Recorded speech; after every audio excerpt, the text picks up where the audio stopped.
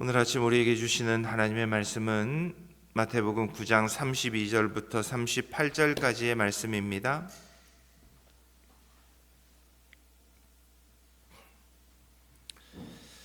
마태복음 9장 32절부터 38절까지의 말씀, 우리 다 함께 한 목소리로 같이 읽습니다. 살아계신 하나님의 말씀입니다. 그들이 나갈 때에 귀신 들려 말 못하는 사람을 예수께 데려오니 귀신이 쫓겨나고 말 못하는 사람이 말하거늘 무리가 놀랍게 여겨 이르되 이스라엘 가운데에서 이런 일을 본 적이 없다 하되 바리새인들은 이르되 그가 귀신의 왕을 의지하여 귀신을 쫓아낸다 하더라. 예수께서 모든 도시와 마을에 두루 다니사 그들의 회당에서 가르치시며 천국 복음을 전파하시며 모든 병과 모든 약한 것을 고치시니라. 무리를 보시고 불쌍히 여기시니 이는 그들이 목자 없는 양과 같이 고생하며 기진함이라. 이에 제자들에게 이르시되 추수할 것은 많되 일꾼이 적으니 그러므로 추수하는 주인에게 청하여 추수할 일꾼들을 보내주소서 하라 하시니라. 아멘. 미국의 사회학자인 필립 슬레이터는 현대인을 가리켜 자기애에 갇혀 살아가는 존재라고 정의합니다. 타인의 고통을 뉴스 속에 흥미로운 구경거리로 소비는 하지만 그 아픔을 자신의 것으로 공감하지 못한다는 것입니다. 오늘 본문에도 이와 유사한 대조가 등장합니다. 주님이 귀신 들려 말 못하는 자를 고치셨습니다. 그런데도 무리는 이런 일을 본 적이 없다며 놀라워합니다. 바리새인들은 귀신의 왕을 의지한다며 비아냥대고 있습니다. 주님이 행하신 그 기적의 자리에 있던 고통받던 이들을 전혀 공감하지 못합니다. 그런데 이 모든 떠들썩한 반응 한가운데 계신 주님의 마음은 전혀 다른 곳을 향하고 계심을 볼 수 있습니다. 군중은 기적을 관람하며 환호하거나 정죄했지만 주님은 그 군중 너머에 있는 영혼의 비명을 듣고 늘 반응하셨습니다. 여기서 우리는 오늘날 성도들이 앓고 있는 치명적인 영적 질병들을 또한 보게 됩니다. 먼저 주님과의 인격적 연합이 아닌 기적의 수혜와 관람에만 몰두하는 소비자 신앙의 문제점입니다. 우리는 주님의 능력이 내 삶의 불편을 해결해 줄 때에는 열광합니다. 그러나 정작 그 능력을 베푸시는 주님의 심장에는 어찌 보면 지독할 정도로 무관심합니다. 주님을 내 인생의 목자로 모시는 것이 아니라 나의 만족을 위해 기적을 수행하는 기능공처럼 여기기 때문입니다. 그래서 우리는 주님이 행하실 때 그저 관람석에 앉아 박수치거나 품평하려는 당시의 대중들과 크게 다르지 않은 것 같습니다. 두 번째는 타인의 고통을 사명이 아닌 정보로만 취급하는 영적 자기중심성입니다. 바리새인들처럼 정통 교리와 합리성의 잣대로 상황을 재단하고 비판하는 데는 능숙합니다. 그러나 정작 목자 없는 양같이 기진한 영혼들을 향해서 주님과 같이 창자가 끊어지는 듯한 민망히 여기는 마음은 없는 것 같습니다. 성경 지식은 점점 해박해지고 종교적 의문은 세련되었을지 모르지만 주님이 아파하시는 곳에서 함께 울 수 있는 공감의 능력은 점점 우리의 신앙생활에서 퇴화되어 가는 것만 같습니다.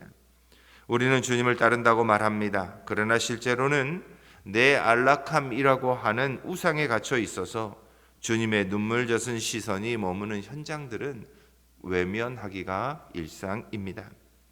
오늘 우리는 본문 말씀을 통해서 기적의 구경꾼이 되는 수준을 넘어서서 이제는 잃어버린 양을 향해 달려가시는 주님의 시선을 내 시선으로 소유한 추수한 일꾼으로 거듭나는 은혜를 함께 나누고자 합니다. 먼저 주님의 말씀을 통해서 우리는 주님께서 행하신 일들을 만날 수 있습니다. 주님은 모든 도시와 마을을 두루 다니시며 가르치시고 천국 복음을 선포하시고 모든 약한 것을 고치셨다고 기록합니다. 주님의 이런 사역은 단순히 계획된 의료봉사나 종교적 의무 이행이 아니었습니다. 본문 36절은 주님께서 이렇게 행하실 수밖에 없었던 이유를 이렇게 기록합니다. 무리를 보시고 불쌍히 여기시니.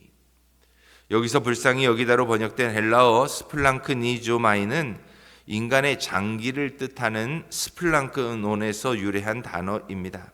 이는 우리가 불쌍한 사람을 보면서 단순히 혀를 쯧쯧하면서 그의 마음을 불쌍히 여기는 감상적인 동정을 넘어서서 타인의 고통으로 인해 내 창자가 뒤틀리고 끊어지는 듯한 극한의 통증을 함께 느끼는 전적인 공감의 상태를 말할 때 쓰이는 단어입니다. 주님은 영적으로 파산한 채 죽어가는 사람들을 보시며 당신의 내장이 끊어지는 듯한 육체적 통증을 동반한 긍휼한 마음을 갖고 계셨습니다. 그래서 주님께서는 당시 유대인들을 바라보시며 이렇게 표현하십니다. 목자 없는 양과 같이 유리하며 고생하고 있다는 것입니다. 여기서 고생하다라고 하는 단어는 단지 힘들다는 뜻이 아닙니다. 맹수에게 공격당해서 가죽이 벗겨진 채 내동댕이 쳐진 상태를 의미합니다. 유리하다라고 하는 단어는 기운이 다해 광야에 쓰러져 방치되어 있는 상태를 말합니다. 당시 종교 지도자들은 자신들의 기득권과 율법의 잣대를 지키는 일에만 급급했습니다. 그래서 정작 찢기고 상처받은 양들의 영혼에는 관심을 기울이지 않았습니다. 이처럼 주님의 눈에 비쳤던 세상은 화려한 종교적 외형이 아니라 목자 없이 피 흘리며 죽어가던 영혼들의 비명이 가득했던 아비규환의 현장이었습니다. 그래서 주님께서는 모든 도시와 마을을 두루 다니며 가르치셨고 천국 복음을 선포하셨고 약한 이들을 회복시켜 주셨습니다. 그런데 오늘날 우리 신앙의 가장 큰 위기는 바로 주님처럼 타인의 아픔을 공감하는 능력을 점점 상실해 가고 있다는 데 있습니다. 우리는 내 기도 제목, 내 축복, 내 가족의 안위라는 자기 애의 감옥에 갇혀 바로 곁에서 가죽이 벗겨진 채 신음하는 이웃의 영혼을 보고도 우리는 공감을 하지 못합니다. 현대 성도들에게 주님은 여전히 내 삶의 편의를 위해 기적을 베푸시는 기능공일 뿐 그분의 심장이 어디를 향하는지는 관심 밖의 일이기 때문입니다. 사실로 무장한 합리적 비판은 날카롭지만 영혼을 살려내는 진리의 눈물은 메말라버린 것이 이 시대를 살아가는 신앙인들의 서글픈 자화상입니다. 그러므로 우리는 이제 종교적 관객의 자리를 박차고 일어나야 합니다. 그리고 주님이 백성을 보시며 가지셨던 민망히 여겼던 그 마음을 우리도 가져야 합니다. 그래서 주님 앞에 주여 주님의 눈을 내게 주십시오. 길을 잃고 쓰러진 영혼들을 향해 나도 공감할 수 있는 그 마음을 달라고 우리는 기도해야 합니다. 이 기도가 회복될 때 비로소 우리는 나만을 위해 주님의 손을 빌리던 종교적인 소비자에서 주님과 함께 세상을 살려내는 참된 주님의 동역자로 다시 세워질 수 있습니다. 세상의 소란을 잠재우고 야이로의 손을 잡으셨던 그 주님의 손길이 이제 우리의 차가운 심장에 긍휼의 마음을 회복시켜 주시기를 소망해 봅니다. 두 번째는 세상을 향해 창자가 뒤틀리는 통증을 느끼신 주님은 이제 제자들을 향해 시선을 돌려 사역의 시급성을 선포하십니다. 그래서 37절 이렇게 기록합니다. 주수할 것은 많되 일꾼이 적으니. 이 말씀은 단순히 일손이 부족하다는 하소연이 아닙니다. 지금 이 순간이 죽어가는 영혼들을 구원해내야 할 가장 결정적인 골든타임이라는 선언입니다. 주님의 눈에 비친 세상은 멸망해가는 잿더미가 아니었습니다. 반드시 거두어 드려야 할 찬란한 황금 들판이었습니다. 성경에서 추수는 종말론적 심판을 상징합니다. 그러나 동시에 잃어버렸던 백성을 하나님의 품으로 다시 모아들이는 기쁨의 대사건을 의미하기도 합니다. 주님은 한 영혼이 주께 돌아오는 과정을 잘 익은 곡식을 한 톨이라도 놓칠세라 서둘러 추수하는 농부의 간절함으로 말씀하고 있습니다.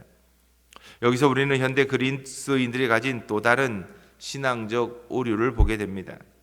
오늘날 교회 안에는 자신의 문제를 해결해 달라며 주님의 옷자락을 붙잡는 야이로나 자신의 눈을 뜨게 해달라며 다윗의 자손이여 라고 부르짖는 맹인들은 넘쳐납니다.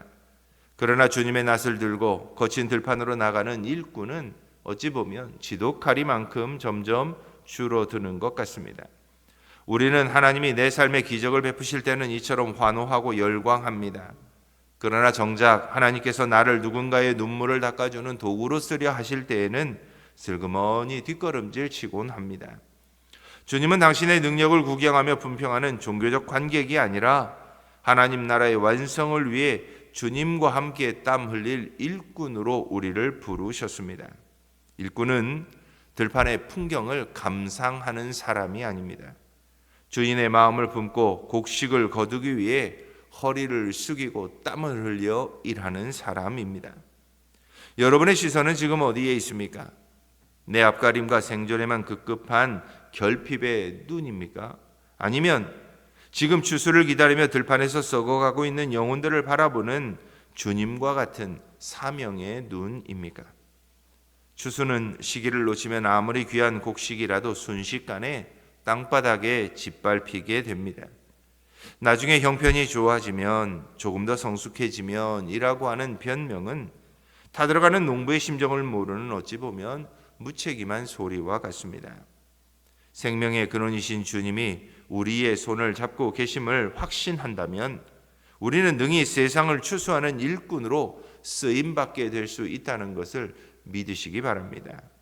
주님이 부르실 땐, 주님이 쓰고자 하실 땐 쓰임받는 것이 주님을 따르는 제자의 길입니다.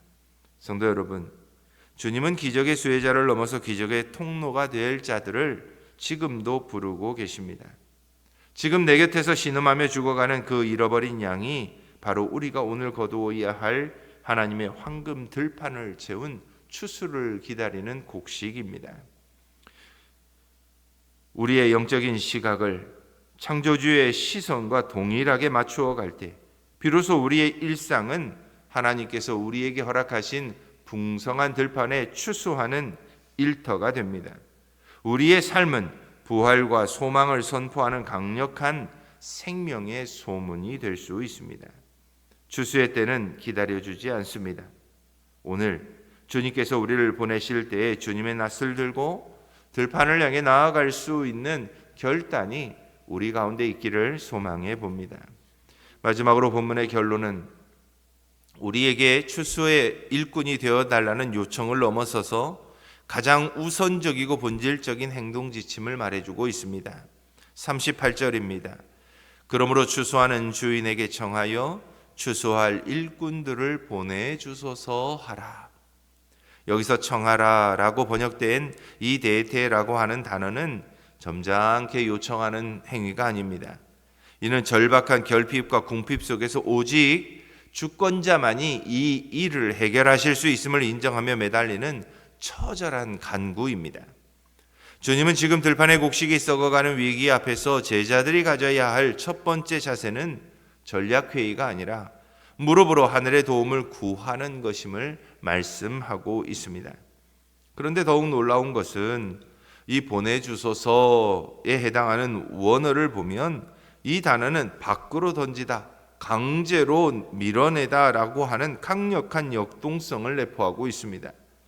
즉 주님이 귀신을 쫓아내실 때 사용했던 단어와 동일합니다. 즉 추수한 일꾼은 자신의 여유와 기분을 따라 자원하는 사람들이 아니라 주님의 강권적인 성령의 역사에 붙들려 현장으로 밀려나가는 사람들인 것을 말해줍니다.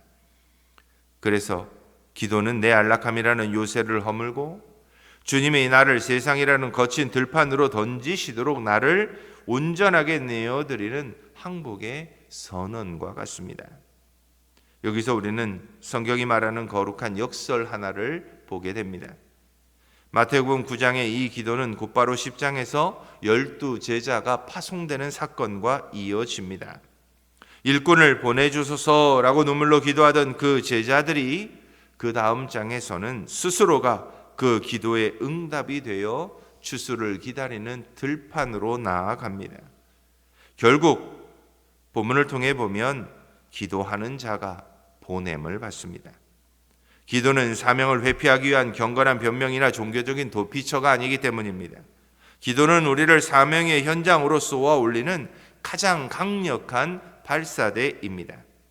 타인의 영혼을 위해 창자가 끊어지는 통증을 회복하는 것, 기도하는 자에게 일어납니다. 그 영혼을 거두기 위해 신발끈을 묶고 일터로 나아가는 것, 기도하는 사람에게 이루어집니다. 사랑하는 성도 여러분, 오늘날 우리의 기도가 무력해진 이유는 그 기도가 오직 나의 유익이라고 하는 울타리 안에 갇혀 있기 때문입니다. 내 문제의 전등을 켜달라는 기도에만 매몰되어서 온 세상의 어둠을 밝히시려는 주님의 거대한 송전탑에는 관심을 두지 않기 때문입니다. 오늘 주님은 우리의 기도가 타인의 구원과 하나님 나라의 확장이라는 황금 들판을 향해 확장되길 명령하고 계십니다. 죽어가는 영혼을 살릴 수 있는 일꾼을 보내주십시오. 이 간절한 기도가 오늘 이 새벽 우리에게 있었으면 좋겠습니다. 그때 주님은 우리의 어깨를 두드리며 말씀하실 것입니다. 사랑하는 딸아, 사랑하는 아들아, 바로 내가 찾던 그 일꾼이 바로 너다. 기도의 자리가 곧 오늘 하루도 우리를 위한 사명의 자리가 되는 은혜의 초대, 기쁨으로 응답할 수 있는 저와 여러분들이 다 될 수 있기를 소망해 봅니다. 사랑하는 성도 여러분, 오늘 마태복음 9장의 마지막입니다. 중풍병자를 고치시고 혈루병 여인을 고쳐주시고 야이로의 딸을 살리시고 맹인의 눈을 뜨게 하신 그 장엄한 기적들의 종착역은 결국 목자 없는 양을 향한 주님의 눈물이라고 말할 수 있습니다. 주님은 단순히 개인의 질병을 고치는 치료자를 넘어서서 죽어가는 세상을 향해 창자가 끊어지는 통증을 느끼시는 참된 목자로 이 땅에 오셨음을 말씀하고 있습니다. 거센 파도가 집어삼킬 듯 몰아치는 바다에 많은 사람들이 빠져 있습니다. 해변의 구경꾼들은 파도가 너무 높다거나 왜 저 위험한 곳에 들어갔느냐라며 차가운 논평을 할 수 있습니다. 하지만 그들을 구출하기 위해 달려온 구조대원의 눈에는 파도의 위험이나 그들의 실수가 보이지 않습니다. 오직 살려달라고 허우적거리는 절박한 손만 보일 뿐입니다. 그리고 그 손을 잡기 위해 그들은 자신의 목숨을 걸고 거침없이 물속으로 뛰어갑니다. 주님은 오늘 우리가 그 구조대원의 마음을 갖기를 원하십니다. 나은 사람 구원받고 천국 티켓을 얻은 것에 안주하는 이기적인 신앙의 감옥에서 이제는 우리 나와야 합니다. 생명의 근원이신 주님이 우리 마음에 끊어진 전선을 이어주셨다면 이제 그 빛은 담장 너머 어둠 속에서 신음하는 영혼들을 향해 뻗어나가야 합니다. 세상이라고 하는 거대한 영적인 황금 들판은 지금 이 순간에도 주인을 잃은 채 추수를 기다리고 있습니다. 다윗의 자손이여 나를 불쌍히 여겨 주옵소서라고 나의 결핍을 위해 외쳤던 우리의 기도가 이제는 주여 저들을 긍휼히 여겨 주십시오.